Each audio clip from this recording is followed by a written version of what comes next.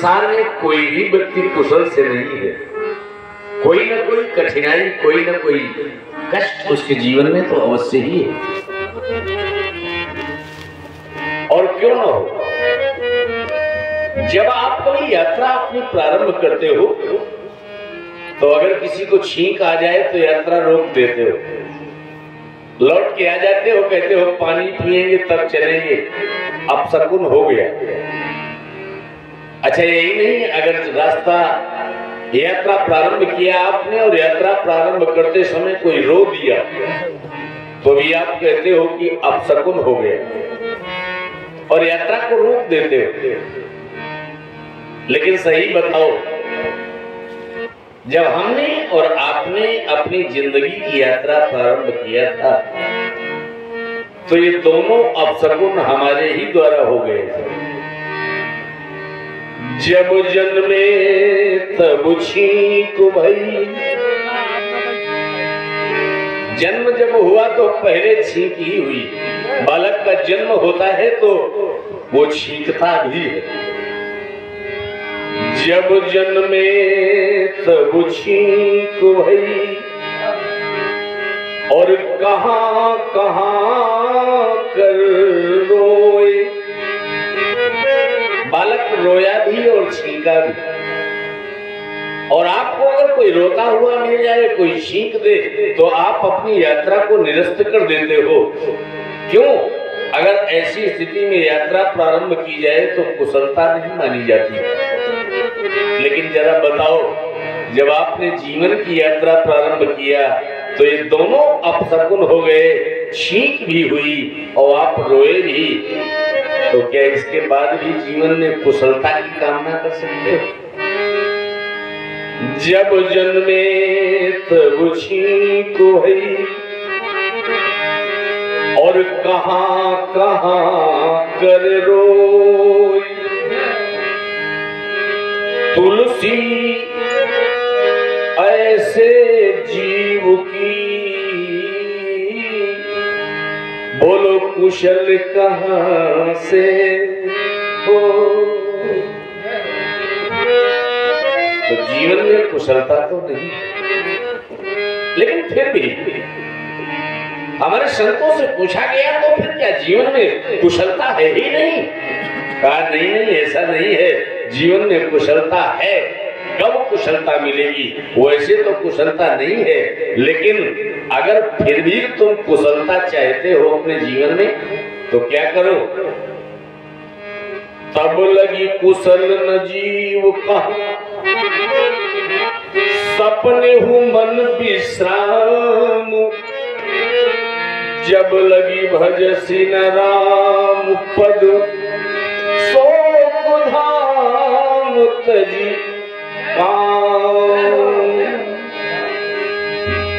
अगर ऐसे जीवन में भी कुशलता चाहते हो तो कुशलता अगर चाहते हो तो भगवान का नाम लो, और भगवान के नाम से ही कुशलता व्यक्ति को मिल सकती है। अन्यथा यह जीवन तो बड़ा संघर्षों से भरा है, यहाँ कुशलता कहाँ है? इस संसार में कोई सुखी नहीं है। जिसको आप समझते हो कि बहुत सुखी है, कभी उसके पास बैठना, उससे पूछना कि आप सुखी तो हो, देखो आपको कितने दुख बताएगा वो, कि जीवन में बड़ा दुख है। कथा में आता है स्कंद पुराण में कि नारद जी ने जिस समय मृत्युलोक समस्त सारे लोगों का भ्रमण किया तो मृत्युलोक में कहा कि मृत्युलोके जना सर्वे नाना क्लेश संविता। मृत्युलोक के जितने प्राणी हैं सब कष्ट से ही पीड़ित हैं, किसी को नहीं छोड़ा, सारे लोगों को कहा कष्टित है, पीड़ित है। एक बात याद आ गई, एक बार एक राजा था, घर में पड़ा रहता था और राजा को ऐसा लगा कि वो बीमार हो गया। तो राजा ने कहा कि कोई हमको ठीक कर दे तो हम उसको 1000 सोने की मोहरें देंगे। तमाम डॉक्टर आए और डॉक्टरों ने नब्ज देखी, राजा की आंखें चेक किया, राजा का अंग चेक किया, प्रत्येक अंग को चेक करने के बाद भी डॉक्टरों ने कहा बीमार तो राजा हो ही नहीं तुम। तो राजा नाराज हो गया, कहा अगर कोई हमको ये कह दे कि बीमार नहीं है तो उसे हम फांसी पे चढ़ा देंगे। और न जाने कितने डॉक्टरों को उसने फांसी पे चढ़ा दिया। लेकिन एक दिन एक वैद्य आया, वैद्य ने कहा राजा को हम देखेंगे। राजा पड़ा रहता था घर में और उसको लगता था कि वो बीमार है, लेकिन बीमार तो नहीं था। लेकिन अगर कोई ये कह दे कि बीमार नहीं हो तो सुन नहीं सकता था, उसको फांसी पे लटका देता था। तो वैद्य ने कहा आज राजा को हम चेक करें। और वैद्य गया, राजा की पेट थपथपाया, राजा की नाड़ी देखी, राजा की आंखों को खोल के देखा और कहा राजा आप तो पूरी तरह स्वस्थ बीमार हो, आप तो बीमार हो और आपकी बीमारी ठीक होगी। तो दवा हमारे पास नहीं राजा, तुम्हारे पास ही है। राजा ने कहा हमारे पास कौन सी दवा है? कहा राजा अगर तुमको किसी सुखी व्यक्ति की कमीज मिल जाए और उसकी कमीज एक रात पहन करके सो जाओ तो राजा तुम ठीक हो जाओगे। पता करो कोई सुखी व्यक्ति मिल जाए तो उसकी कमीज मंगवा लो और उसको पहन करके सो जाना। राजा के सिपाही दौड़े, पूरे राज्य में दौड़े, कहीं कोई सुखी व्यक्ति मिल जाए तो उसकी कमीज ले लें, जितना पैसा लगे उतना दे देंगे किराए में, लेकिन एक रात के लिए कोई सुखी व्यक्ति की कमीज दे दे। लेकिन जहां भी वो जाते जिसको समझते कि सुखी है, हमने भी ऐसे बहुत लोगों से भेंट किया है। अगर आप देखते हो कि कई मंजिल के भवन बने हैं, बढ़िया बंगले बने हैं, बढ़िया कोठी बनी है, बढ़िया कार खड़ी है और उनसे पूछो कि आप तो सुखी हो, कहेंगे पंडित जी रसगुल्ला आप खा सकते हो, हम कहाँ खा सकते हैं, हमको तो शुगर है, हम कहाँ सुखी हैं, हम कहाँ सुस्त हैं। न जाने कितने ऐसे लोग जिनके बहुत बढ़िया बढ़िया बिस्तर हैं, अच्छे अच्छे गद्दे हैं, सो जाओ तो नींद आ जाए, लेकिन जब उनसे पूछो कि बिस्तर तो आपका बहुत अच्छा है, कह देते हैं हाँ बिस्तर तो अच्छा है, लेकिन जब तक टिकिया नहीं खाते तो नींद नहीं आती। आप धन से बिस्तर खरीद सकते हो लेकिन नींद तो खरीद नहीं सकते हो। नींद तो तब मिलेगी ना जब जीवन में सुख ही नहीं शांति मिल जाए, तब नींद आती है। जब तक मन शांत नहीं होगा तब तक व्यक्ति को नींद कैसे आएगी। और सबसे मिले राजा की सिपाही की कोई सुखी मिल जाए, लेकिन जब कोई न मिला तो लौट करके निराश सिपाही आ गए और कहा ये वैद्य ने गलत सलत पता बता दिया, कोई सुखी व्यक्ति ही हमको न मिला। भाई राजा के सिपाहियों ने देखा कि एक किसान हल चला रहा है, खेत जोत रहा है और खेत जोतते जोतते बढ़िया कविता गाता चला जा रहा है। कभी हंसता था, कभी गाता था, खेत जोतता था, खूब हंसे खूब गाए। राजा के सिपाहियों ने कहा लगता है हमारा आदमी मिल गया, जिसकी हम चाह कर रहे थे वो मिल गया। जोत तो खेत रहा है लेकिन आनंद कितना है इसको कि हंस भी रहा है, गा भी रहा है। राजा के सिपाही गए, किसान डर गया। सिपाहियों ने कहा डरो नहीं, हमको केवल एक प्रश्न का उत्तर दे दो कि क्या तुम सुखी हो। किसान बहुत जोर से हंसा और कहा अरे सिपाहियों मुझसे ज्यादा सुखी संसार में कोई नहीं है। राजा के सिपाहियों ने कहा वाह मिल गया हमारा आदमी। कहा मेरे मित्र हम तुमको 100 मोहर दे देंगे एक रात्रि के, केवल एक काम करो, एक कमीज जो आपकी कमीज है वो कमीज हमको एक रात के लिए दे दो, हमारा राजा पहन के सो जाएगा तो स्वस्थ हो जाएगा। इस पर तो किसान और जोर से हंसा और कहा कि सिपाहियों अगर मेरी कमीज पहनने से राजा स्वस्थ हो जाए तो हमें तुम्हारी मोहर की जरूरत नहीं है, लेकिन मैं क्या करूं मेरे कमीज ही नहीं है, मेरे कोई कमीज नहीं है तो कहां से दूं। सिपाहियों ने आकर के बताया राजा से और कहा सुखी व्यक्ति तो मिला लेकिन ऐसा सुखी व्यक्ति मिला जिसकी कमीज ही नहीं। ये कहानी बताती है कि संसार में संसार कारागृह मोक्ष हेतु का रयो मयो पादप श्रृंखला। ये सारा संसार बंधन में बंधा है, अनेकों प्रकार के कष्टों में फंसा हुआ है। और इस संसार में कोई कुशलता चाहे, कोई कह दे हमें कुशल, हम कुशलता से जीवन यापन कर रहे, अरे नहीं, तब लगी कुशल न जीव कहो, सपने हु मन विश्राम। जब लगी भजसी न राम पद, शोक धाम जी का। जब तक व्यक्ति अपने जीवन का शोक समाप्त करके, जीवन की कामनाओं को समाप्त करके भगवान का नाम नहीं लेता है, तब तक व्यक्ति कुशल नहीं हो सकता। और भगवान कृष्ण का जीवन आपने देखा कि कितनी कठिनाइयों से बीता,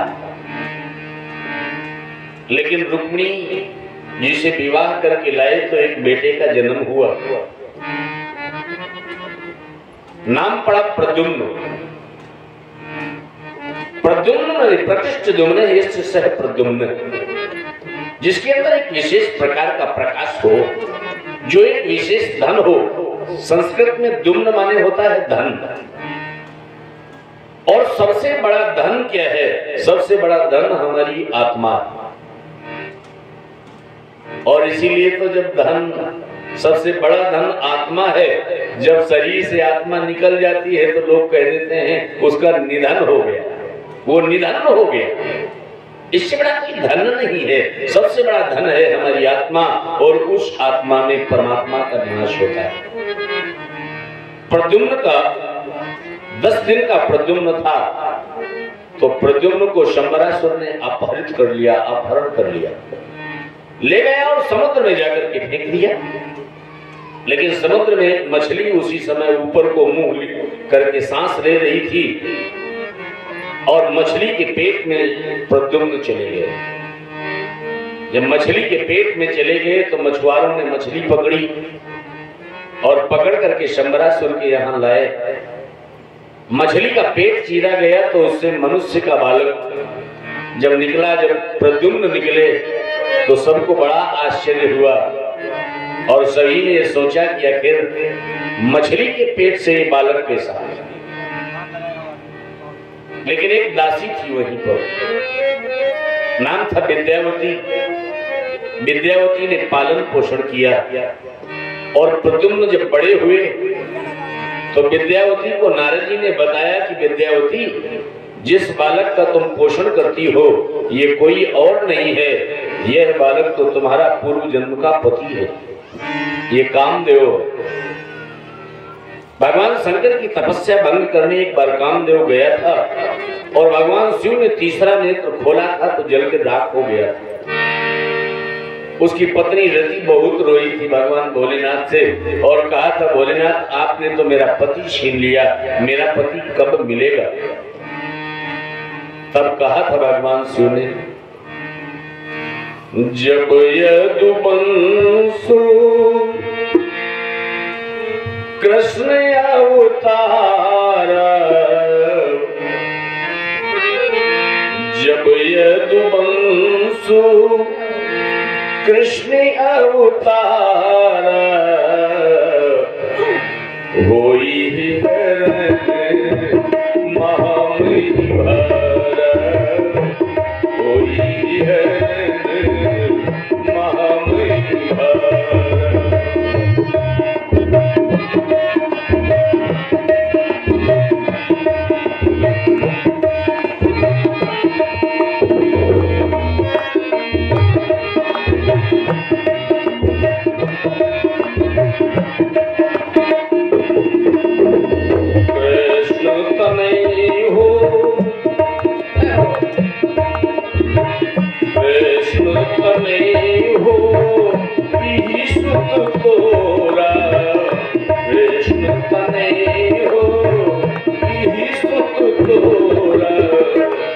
बचन अन्न का मान न मोरा,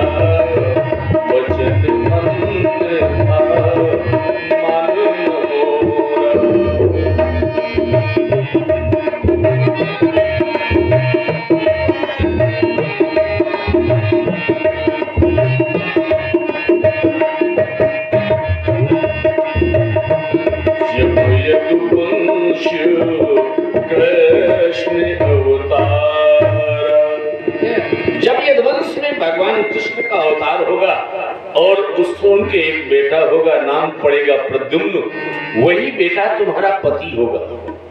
आज वो दासी विद्यावती जो पालन कर रही थी उस बालक का, जब नारद जी ने बताया कि ये तुम्हारा पति है, तो उसने फिर बड़े होने पर, जब प्रद्युम्न बड़े हो गए तो विवाह का प्रस्ताव किया। प्रद्युम्न ने तो पहले मना किया कि तुम्हारे साथ हमारा विवाह कैसे संभव है, लेकिन जब पूर्व जन्म का चरित्र याद दिलाया तो प्रद्युम्न और विद्यावती का विवाह हुआ और विवाह कर करके ले आए। घर जब लाए हैं तो 10 दिन का बालक जो गायब हो गया था, शंबरासुर अपहरण करके ले गया था, जब लौट के आया तो बहू को साथ में लेके आया तो कोई पहचान न सका। लेकिन भगवान तो सब जानते हैं। भगवान ने कहा, अरे रुक्मिणी, ये अपना वही बालक है जो शंबरासुर 10 दिन का था तो इसको अपहरित करके ले गया था। देखो ना, आज बहू के साथ आया है, कितना अच्छा लगता है। अच्छा, संसार में एक दिन हमने बताया था कि 6 सुख हैं। प्रात नहाए तात के खाए, पुत्र भय और पुत्र विवाहे, राज मिले और हरि गुण गाए, 6 सुख हो ये शरीर के पार। घर में अगर बढ़िया भोजन बना है, ताजा भोजन करो तो सुख मिलता है। सवेरे सवेरे स्नान करो तो शरीर को सुख मिलता है। अगर घर में बढ़िया बालक का जन्म हुआ है तो लोग प्रसन्न होते हैं, और अगर बालक का विवाह हुआ है तो भी प्रसन्न होते हैं। आज विवाह करके जब बालक लौटे हैं, विवाह के बाद जब बहू घर में आती है तो सबसे ज्यादा प्रसन्नता तो माताओं को होती है। माताएं बहुत प्रसन्न होती हैं। माताएं प्रसन्न हो गई। बेटे के साथ बहू आए तो माताएं प्रसन्न होती। रामायण में लिखा है कि राम जी जिस समय विवाह के आए थे ना, तो सबको सुख मिला। कैसा सुख मिला? कह पावा परमु तत्व जनु जोगी। ऐसा सुख मिला जैसे कोई तपस्या कर रहा हो, भगवान मिल जाए। पावा परमु तत्व जनु जोगी, और अमृत लेव जनु संतक होगी। अमृत लेव जनु संतक होगी।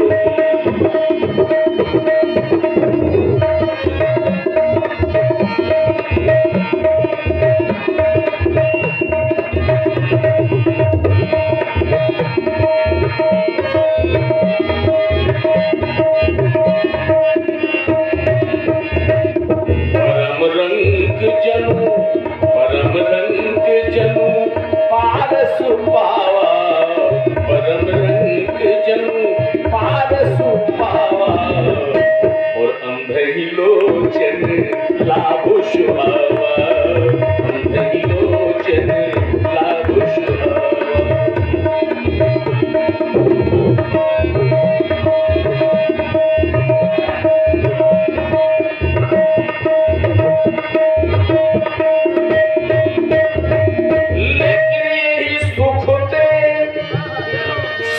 कोटि गुनु पावहि मातु आनंद। जैसे गरीब को पारस मणि मिल जाए, जैसे रोगी को कहीं स्वस्थ होने का वरदान मिल जाए, जैसे अंधे को आंखें मिलने का सुख होता है, जितना सुख इनको होता है उससे भी ज्यादा सुख। कितना ज्यादा? 7 कोटि गुण। इतने में 100 करोड़ का गुणा करो। 7 माने 100, कोटि माने करोड़, गुण माने गुणा करो। इसमें 100 करोड़ का गुणा करो और फिर जितना सुख बन जाए उतना पावहि मातु आनंद। उतना माताओं को आनंद मिलता है। कब? जब भानु सहित विवाह घर आए रघुकुल चंद। भाइयों के साथ विवाह करके भगवान घर आए, तब इससे 100 करोड़ गुना सुख माताओं को मिला। और आज बेटे के साथ जब बहू आ गई तो रुक्मिणी बड़ी प्रसन्न है। आज प्रद्युम्न के साथ विद्यावती को देख करके आरती उतारी है, घर में प्रवेश कराया है और घर में रहने लगे। कालांतर में एक बालक का जन्म हुआ, बालक का नाम पड़ा अनिरुद्ध, और ये बड़ा प्रतापी बालक था। जैसे भगवान श्री कृष्ण देखने में लगते थे वैसे ये भी देखने में बड़ा सुंदर, बड़ा ही सुडौल था। लेकिन भगवान के तो कई विवाह हुए। एक विवाह की चर्चा कल हुई थी, लेकिन भगवान के तो 16,108 विवाह हुए। अच्छा, विवाह भी कैसे हुए? विवाह कोई आयोजन से नहीं हुआ, किसी विवाह का आयोजन ही नहीं हुआ, न तेल न मड़वा न सिलपोहनी। शाम तक पता नहीं है कि विवाह होना भी है कि नहीं, और 8 बजे रात में दुल्हन घर आ जाए, ऐसे विवाह। अच्छा, भगवान का एक विवाह बड़ा विचित्र है। बाकी विवाह तो मनुष्यों की बेटी से हुए, लेकिन एक विवाह भालू की बेटी से भी हुआ भगवान का। अच्छा, आप कहोगे कि भगवान को भालू की बेटी से विवाह करने की क्या आवश्यकता पड़ी? अब ये विवाह अपने आप में बड़ा महत्वपूर्ण है, और उनके लिए ज्यादा महत्वपूर्ण है जिनको चौथ का चंद्रमा देखने से कलंक लगता है। लोग चौथ में चंद्रमा अगर देखते हैं तो कहते हैं कलंक लग जाता है, ऐसी मान्यता है तिवारी जी सब जगह। अच्छा, जब चौथ का चंद्रमा देख के लोग आते हैं तो आपकी तरफ चाहे जो करते हो, लेकिन हमारी तरफ तो बड़ा टोटका करते हैं। कहो किसी के घर में पत्थर फेंके, और जब पत्थर फेंकेंगे तो घर का मालिक जब देखेगा कि रात में कोई पत्थर फेंक रहा है तो गालियां देता है, और कहे जहां वो गाली देगा तो कहेंगे दोष मिट गया दोष। अच्छा, अब तो प्रथा खत्म हो गई, गैस चूल्हा आ गए। नहीं, माताएं बढ़िया कंडा पाथती थी, और रात में जाए तो कंडा बिगाड़िया कि माताएं गालियां देंगी तो दोष मुक्त हो जाएंगे। लेकिन आज हम आपको बता रहे हैं, आपको कोई जरूरत नहीं है किसी के घर में पत्थर फेंकने की या कंडा बिगाड़ने की। अगर चौथ का चंद्रमा देखने से कलंक लगता हो तो भगवान श्री कृष्ण के दूसरे विवाह की कथा सुन ली जाए। जो भालू की बेटी से, जामवंत की बेटी से विवाह हुआ है तो कलंक मिट जाता है। एक बात और बताते चले, ये चौथ का चंद्रमा देखने से कलंक क्यों लगता है? एक बार गणेश जी चले जा रहे थे, और गणेश जी का तो पेट बड़ा है, बड़ा पेट देखा तो चंद्रमा को हंसी न रुकी तो बड़ी जोर से खिलखिला के हंस दिया कि वारे लंबोदर। और जो लंबोदर कहा, गणेश जी ने कहा, चंद्रमा तुम्हारी ये हिम्मत, हमको देखकर, हमारे पेट को देख के हंसते हो? हम तुम्हें श्राप देते हैं कि आज के बाद तुम दिखाई न दोगे। और चंद्रमा दिखाई न दे।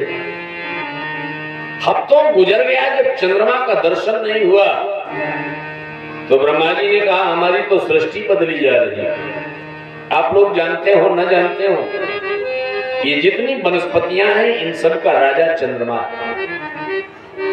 जितनी वनस्पतियां हैं, फल में अगर रस आता है, अगर पत्ते में रस आता है तो चंद्रमा के प्रकाश में आता है। सूर्य के प्रकाश में रस की पुष्टि होती है, विकास होता है, पौधे को विकसित किया जाता है। लेकिन चंद्रमा के प्रकाश में रस बनता, लेकिन जब रस न बनेगा तो वनस्पति सूख जाएगी। ब्रह्मा जी ने कहा गणेश जी आपने श्राप दे दिया। चंद्रमा ने यद्यपि बड़ी धृष्टता की कि आपकी हंसी उड़ाई, लेकिन चंद्रमा को श्राप न दीजिए, नहीं सारी वनस्पति सूख जाएगी। और वनस्पति की जरूरत तो सबको, 2 पैर वालों को भी है, 4 पैर वालों को भी, इसके बगैर तो जीवन ही नहीं। तो चंद्रमा को निकलने दीजिए। तो गणेश जी ने कहा ठीक है ब्रह्मा जी आप कह रहे हो, तो चंद्रमा निकले, खूब निकले, लेकिन हमारे जन्मदिन के दिन अगर ये निकलेगा और उस दिन कोई इस चंद्रमा का दर्शन कर लेगा तो उसके जीवन में झूठा कलंक लग जाएगा। और इस गणेश जी का श्राप लग गया। भादों के अमावस्या के बाद जो चौथ आती है उस दिन अगर आप चंद्रमा देख लोगे तो कलंक लगता है झूठा। ऐसा गणेश जी का श्राप है। अच्छा, ऐसे आपको ना मालूम हो कि आज गणेश चौथ है तो ध्यान भी न जाएगा चंद्रमा की ओर, लेकिन ये मालूम हो कि चंद्रमा देखने से कलंक लगेगा तो लाख बचाओ नजर, लेकिन नजर पड़ ही जाती है। अच्छा, नजर जब पड़ ही जाती है, और हमने तो ऐसा देखा कि उस दिन का चंद्रमा कुछ ज्यादा तेज निकलता है।